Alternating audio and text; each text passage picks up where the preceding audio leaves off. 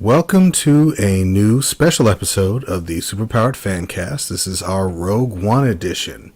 This is Deron. So, this episode is actually going to be a little bit different. And it's probably going to harken back more towards, I guess the easiest way to call it would be like this is what we would euphemistically call a dynamic duo episode. In that it's just going to be me and Danny. Now, normally with our last dynamic duo episode, it was me and Danny talking about Luke Cage. But this time we're going to be a little bit different, as in the fact that, we have personal lives and it's close to the holidays. In fact, very close to the holidays. So we're going to go ahead and record separately and then mix these together just to give our takes on Rogue One. So I'm not sure who's going to go first, but whoever does, I guess you'll probably be listening to two intros, but just bear with us because this is kind of how we want to give our impressions, but also give you all the information that we have. So the difference being, again, is just going to be me and Danny talking. I don't know if Stephanie or Jenna have seen the movie yet or what their opinions are. We'll probably talk about that on a future episode when it's just when it's your fabulous foursome back together again. But at this point, it's just going to be a dynamic duo episode, and so we'll go ahead and get started. Now, I would be remiss if I didn't talk about. Today is December 23rd, so it's actually. It's December 23rd, and I would be remiss if I didn't talk about the condition or, what information I have as, a layperson on the condition of Miss Carrie Fisher.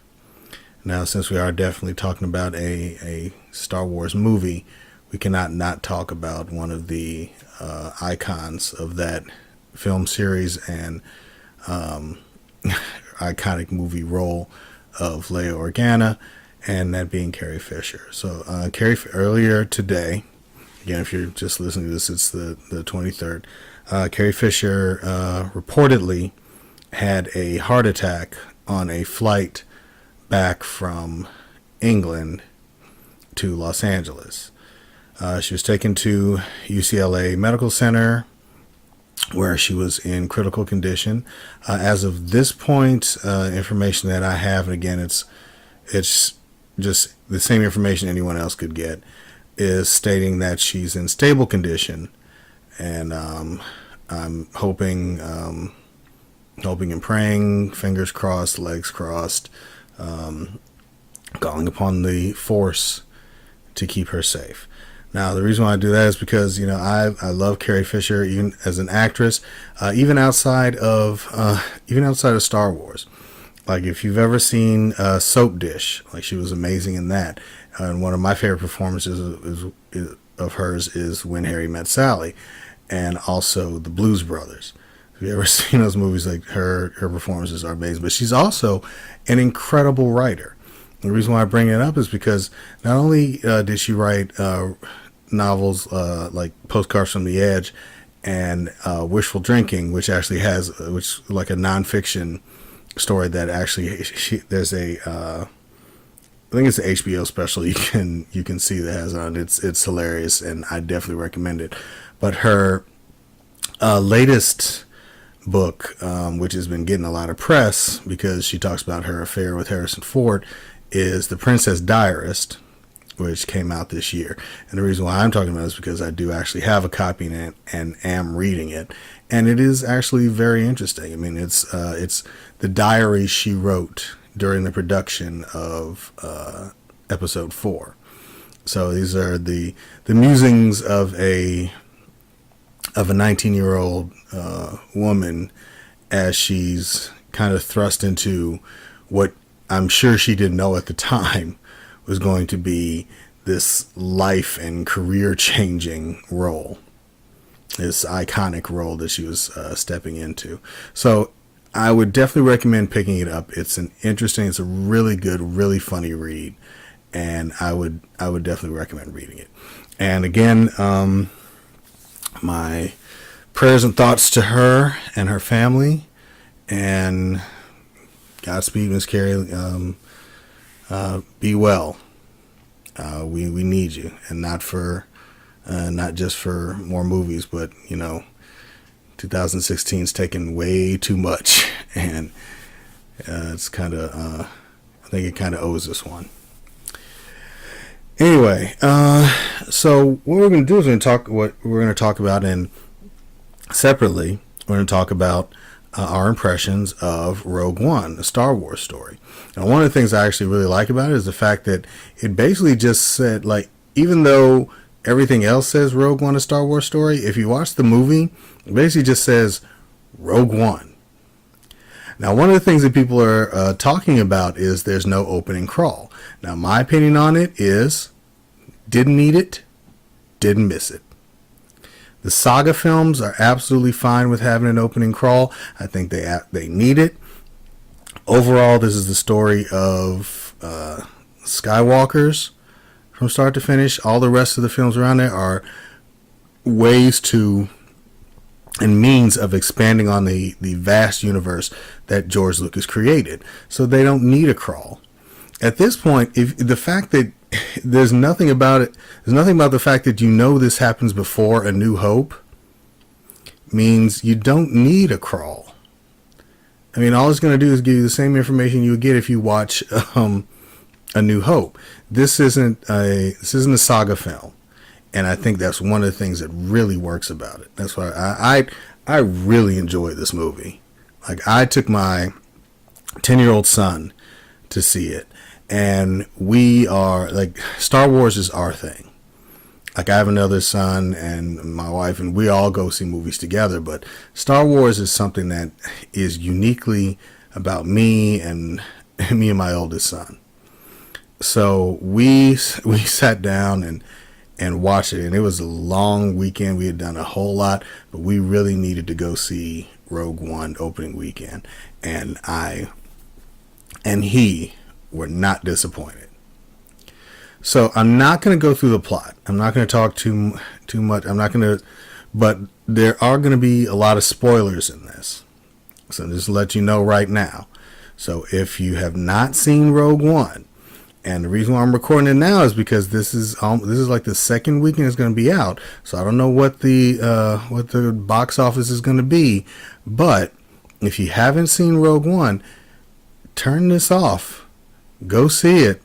Come back and finish listening to it. And the other reason I wanted to talk about is, I mean, I don't know necessarily what's going to go on with the box office. I do know that that Rogue One's going into its second week, and this weekend it's going up against Assassin's Creed, which I really want to see, Passengers, and the comedy Why Him. So there's competition, but I'll be honest with you, I don't necessarily think that the films that come. I think Rogue One might actually stay on top, and if it doesn't, it doesn't. But I think at this point, with a $200 million budget and the fact that it's already made $419 million, I think if they drop down to second place, it won't necessarily be a big deal. But as a member of the Star Wars faithful, I really, really enjoy this film, and I wanted to be a success. I wanted to remain successful, because if it is successful, then we get more of them. So I guess I'll just kind of go into, if you don't, well, I mean, you should know by now what the plot of the movie is. It's the mission to steal the plans for the Death Star and get them to the rebellion. And it's specifically about Jyn Erso, whose father, Galen Erso,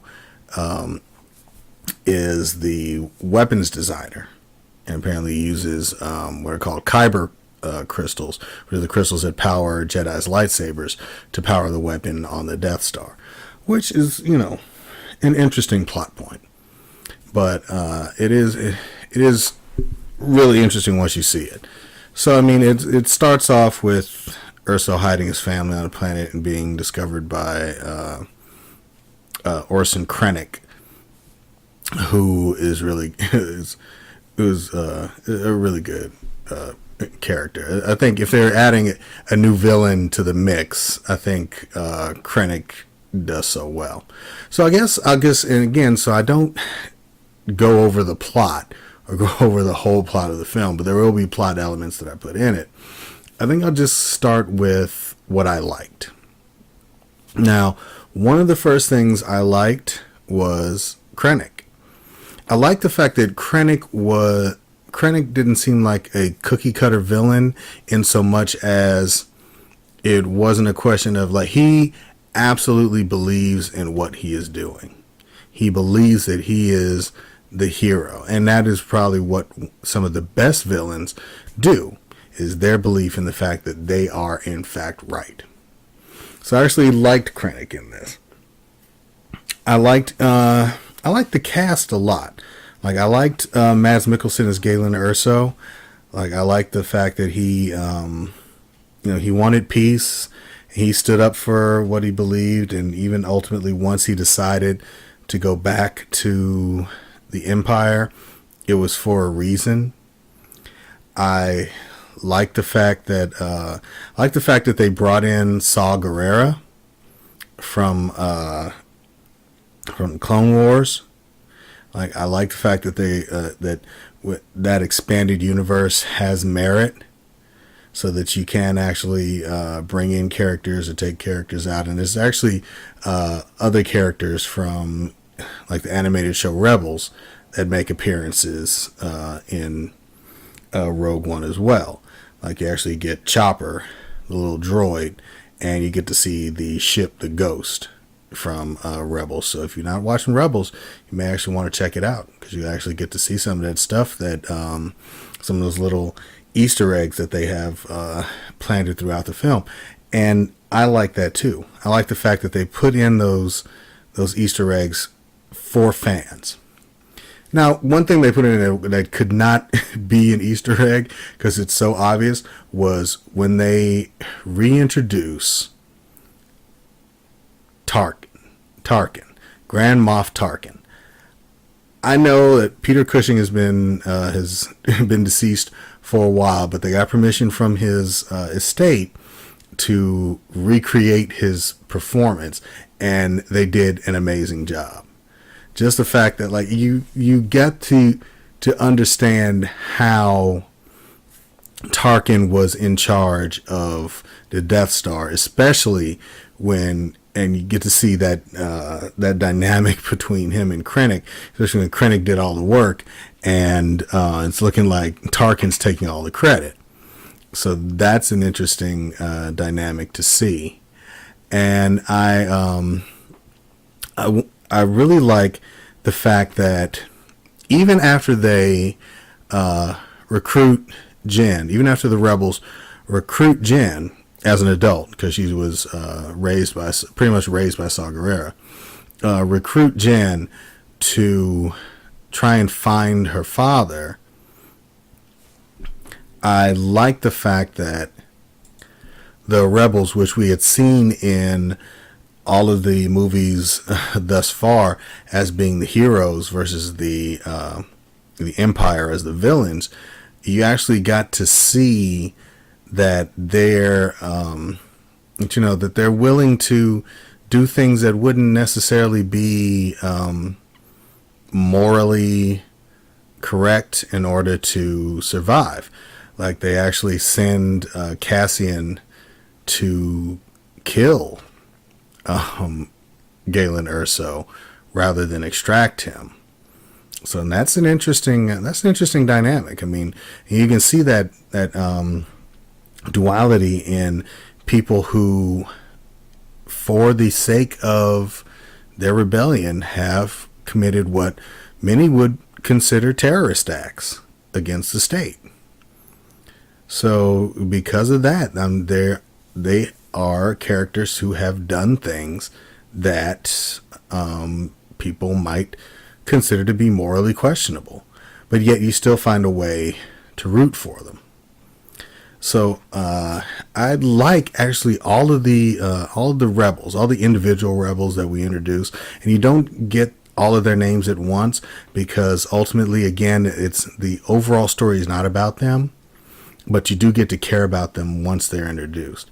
Like Cassian Andor, you kind of want to see him soften a little bit, but it's almost more realistically that he doesn't. I mean, he does do things that ultimately make him a hero in the end, but he's been hardened by what he's had to do as a rebel, and you see that, and you see the fact that that Jen Erso's almost is the same way. Like, she's been hardened by what she's had to do in her life. Like, there isn't a whole lot of smiling and laughing and joking around between these characters, because it's really not that type of movie. It's not that type of environment. Like, a lot of the comic relief actually comes from K2SO, who basically steals every scene that he's in. He is absolutely one of the best elements of that film. And if there were any possibility of him, branching out, which unfortunately there isn't, but just his dynamic with Cassian, that could have been a film in and of itself. Just the two of them, like performing missions on the side. That would have been great to see. So the other thing I love, now I think I already talked about Tarkin. I love the fact how they brought him back, his motivations. But I like, the biggest thing that I really like about this is they made Darth Vader the bad guy. Now, I know the prequels had done a lot to try and explain how Anakin Skywalker became Darth Vader and make him a tragic figure, and then which almost kind of changes the original trilogy, where you see more redemptive elements versus Luke versus the good guys versus the bad guys. Like, there's almost like Jedi is pretty much just that dynamic is almost a redemption story for Vader. But you get to see the reason why Darth Vader is the threat that he is. I love the fact that he built his castle on Mustafar. I love the fact that the place where he basically stopped, the place where Anakin Skywalker died, theoretically, or not theoretically, I say metaphorically, the place that Anakin Skywalker died metaphorically, and the place where Darth Vader was reborn, is the perfect location for him to have set up his castle. I think that was brilliant. I don't know who came up with that idea. I don't know who wrote it in there. If somebody just had it as a random thought, but if they did, it made all of those scenes worthwhile. The fact that Krennic had to go to Vader on Mustafar to basically plead for his position, which, I mean, come on, you're pleading with Darth Vader, so that's a mistake in and of itself. Now, I also like Saw Gerrera in this film. Like, I know, Forrest Whitaker, he was chewing a lot of scenery in some of those scenes, like just like the just the way he spoke. It was, it could be a little bit jarring. It could take you out of it a little bit, but the character itself was great to see on screen. Like, it's the fact that he's running his own insurgency on Jeddah that even the rebellion has had to disavow. That, I mean, there's no, their white hat, the whole white hat, black hat thing just doesn't apply when you're talking about, when you're fighting a system that's morally corrupt. So you can't be ultimately virtuous when you're fighting for your own freedom. Sometimes you have to compromise and do things that you didn't think you'd do. So I like how that's kind of portrayed in the film. I also really like the fact that they took the time to not necessarily engage every character and say, hey, this is who this person is, but the fact that you got to see a lot of these people as the mercenaries that they are. Like, I like Chirrut Imwe and Baze Malbus. I liked their dynamic together. I even liked the fact that there were no Jedi in the film, and I think that was something that people were kind of waiting for, a lightsaber to get popped at some point. I'm glad there were no Jedi in this film.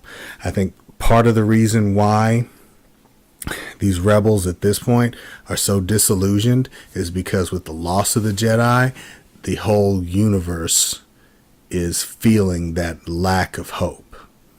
You're feeling that emptiness that comes from not having, people they can turn to or look to as, as heroic figures. So you kind of see that disillusionment in people. I even liked the cameo of the two guys. I can't remember their names, but the guys from A New Hope, who I just had their names onto my tongue, but it was the one who loses his hand to Obi-Wan Kenobi on Tatooine. So he's wanted in 12 systems, like that guy and his partner. I like that. I liked a lot of the cameos, and again, I really liked this film a lot. Like it was the way, even the ending on basically the Empire's archive planet. Just how they ended it, where you knew. I mean, it's Scarif, that's the name. I'm sorry.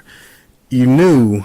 And a lot of people were talking about this. A lot of people were wanting to know if there was going to be a sequel. And I am glad that there can't be.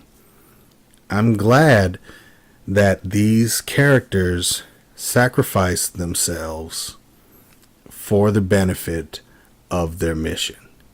They knew going in that they might not escape, but they also knew going in that it wasn't their mission to escape.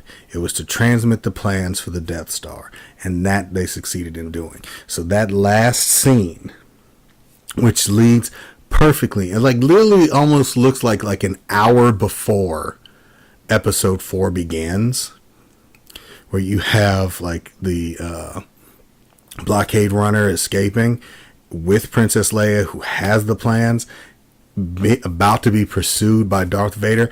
That's what you wanted to see. That's how it's supposed to work. It's the transmissions.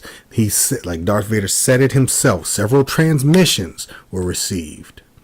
He didn't say you got these plans from somebody. They got the transmission, so they transmitted it. That's what they were supposed to do. That was their job. It wasn't to escape off the planet. So that I really liked. I liked the fact that they were willing to go there, where you had created and made us care about these characters, and you willingly let us know in the last act that no one was getting out of there alive. And even with that, you got to show that scene of just Darth Vader being a, pardon my language, badass. Like, he tore through that ship. Tore through it. That's the Vader you've been waiting to see. That's the Vader that is the scourge of the galaxy. That's the Vader that causes fear in people. And that's what I wanted to see. So, as far as like the things I loved about the movie, the things I liked about the movie, that's it. And I keep saying love, and like they're mutually. There are things I loved more than there are things that I liked, but overall I loved the movie. So I'm going to talk about some of the things that maybe didn't necessarily work for me, but I kind of understand what they're there for. And I'll just kind of be honest, there are some things I didn't necessarily like too much. And I say one of kind of the elephant in the room is almost something that as a fan you shouldn't dislike, because we're always talking about, as fans, we're always talking about, we want this person to come back and voice this character. I love James Earl Jones. I love James Earl Jones's voice. I am absolutely glad he came back to voice Darth Vader. But you could tell that it was an older man trying to pull off that voice. There were some inflections and details in the voice that you could hear that it was almost like him trying to strain to get that voice out. And, it didn't necessarily bother me too much, but it was something that I noted going in. And frankly, if that's the biggest issue I had with the film, then it's still, leaps and bounds ahead of the majority of other films that are out there and that have been out there for the last few years. So that was actually kind of like one of the things that I noticed. Didn't take me out of the film, didn't bother me overall, but it was something that I could tell. It is something that I could note. And the only reason why I really noticed is because he told a joke and it didn't land with me. It just didn't seem like Vader to, like, especially with all the choking he did in Empire, for him to basically say to someone, don't choke on your ambitions. It was so heavy-handed. I mean, they could have cut that line out and it would have been fine. It just kind of took, that's, I think, one of the only moments that kind of took me out of the film. Because I was like, oh, that was like cringeworthy. That was a dad joke right there. The other thing was the obligatory shot of R2 and 3PO. Didn't necessarily need it. I mean, it's fine that they were there. I mean, they would have had to have been there before they got there. But, just if you had seen them going up the ramp to get on the ship, that would have been not only as effective, but probably more effective than just panning over and just seeing them standing there. And then the whole, goodness gracious me, if they had just kind of had, them walking up the plank, getting on the ship, absolutely would have understood it. And then also kind of going back to things that I liked. I liked the fact that they included basically like kind of footage from A New Hope, like unused footage. Like when they brought in Gold Leader and Red Leader, those were the actors from A New Hope. So the fact that they had that footage available and they were able to splice it into Rogue One and you didn't notice, that was great. And again, those, like, the things that kind of bothered me are so like nebulous or so small and insignificant that even leaving those things in does not take away from my enjoyment of the film. Not in the slightest. So it is absolutely a film worth seeing. And I'm going to see it over and over and over again, because that's how much an effect it had on me. As soon as I came out of that movie and I drove myself and my son home, I immediately, because I had to go to work the next day, I immediately downloaded episode 4 to my iPad, because I knew it was going to be a lull at work. I was going to be able to sit down and watch for a while, and I had to watch episode 4. Now, I know a lot of people complained when the expanded universe that we had as fans for years was kind of thrown out and it was no longer canon. But I think if they're replacing it with what they're doing now, it's absolutely worth it. Like, they're creating such a rich, full environment with their new expanded universe that I absolutely can't wait for the other anthology movies that are going to be coming up that are going to be coming after this. I am absolutely on board for the young Han Solo movie. Like, I can't wait for it. Like, again, this is, if this is the quality of not even the saga films, of just the expanded universe, then we're going to be getting some great Star Wars movies going forward. If this is the template that they go by, if they decide to tell these stories the way that they told this one, I am absolutely on board. Like, there is nothing about this film that if you aren't a Star Wars fan, that I would have to, kind of counsel you either for or against seeing. I would absolutely tell you to go see this movie. Because again, I'm going to see it again, and I might actually go by myself. So, I'm not sure how this is going to go from this point forward. I don't know if I'm going to go, if we decide once we splice them together, I'm going to go first or Danny's going to go first. But either way, I'm just going to close it out by saying, go see Rogue One. Go see it. Let us know what you think about it. Email us at superpoweredfancast@gmail.com and let us know what you think about Rogue One. You can rate and review us on iTunes. Rate and review this episode. Tell us in the comments how you felt about Rogue One, how you feel about this episode. It's Superpowered Fancast. You can follow us on Twitter at SuperpoweredFan. And you can read our articles and reviews and look at trailers that we put up and our thoughts on everything on our website, superpoweredfancast.com, or on the Geeks Worldwide Network on the GWW.com. Until then, this is Deron from the Superpowered Fancast saying, may the Force be with you. Or, as they would say in the film, I am the Force and the Force is me.